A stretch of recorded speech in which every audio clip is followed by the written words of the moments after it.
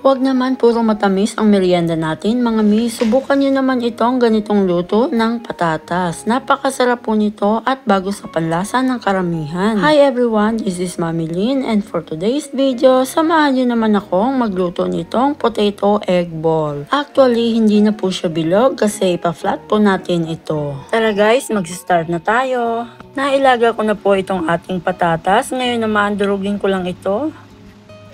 After po niyan, itabi po muna natin ito. Nakapaglaga na po pala ako dito ng 2 itlog. Ngayon naman, gagamitan po natin ito ng gadgaran. Ayan. And after niyan, ihalo ko na po yung ating minash na potato. Then, maglalagay din po tayo ng carrots dito. Ginadgad ko na rin po kamukha ng ating itlog. Lagyan din po natin siya ng kamatis, bawang, siling labuyo at kung may mga bata, skip nyo na lamang po ito. Maglalagay din ako ng coriander leaves at sibuyas.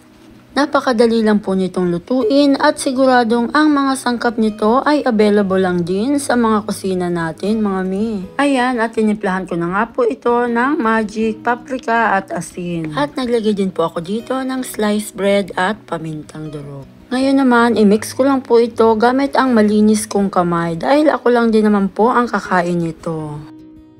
At dahil medyo maliit ang ating lalagyan, ilipat ko lang ito sa mas malaking bowl. Mga mi, kung ipangnegosyo niyo po ito, mas mainam po na gumamit tayo dito ng panukat. Ayan, okay na po ito, halong-halo na. Ngayon naman, mag-a-assemble na tayo. At dahil hindi ko naman ito ibibenta, dadakutin ko lang ito para gawing bilog. Pagkatapos, i-flat natin siya ng kamukha nito.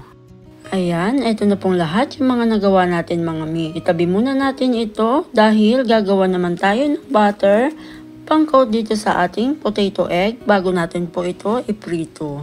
Sa malinis na plato, maglagay lang po tayo ng corn flour, breading mix or harina, evaporated milk o kaya naman ay itlog, paminta, asin, then chili powder, at magic. Then, haluin lang po natin itong mabuti. Siya nga po pala mga mi, yung complete list po ng ating mga ingredients, ilalagay ko na lamang po sa dulo ng ating video. Ayan, kapag okay na po mga mi, pwede na po natin ditong i-coat yung ating egg potato.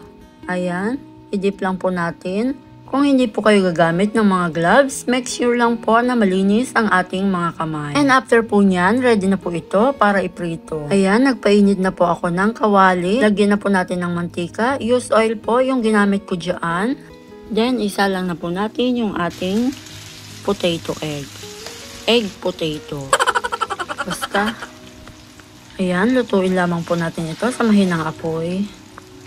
At pag medyo nag-brown na, baliktarin na po natin yan. By the way guys, sa mga hindi pa po nakakapag-subscribe dyan, please mag-subscribe na po kayo. And palike na rin po, then click the notification bell para updated po kayo kapag may bago tayong uploads. Ayan, okay na po ito. Hanguin na po natin.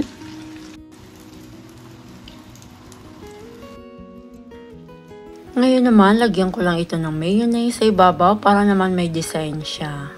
Ito na po yung list ng mga ingredients mga mi. Pwede nyo po itong screenshot kung interesado kayo. And wag lang puro french fries ang gawin niyo sa patatas nyo. Subukan nyo naman ang ganitong luto. Ay napakasarap talaga.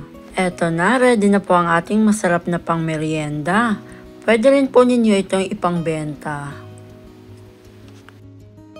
Ayan, excited na ako. Tara guys, tikman na natin. Kain po tayo.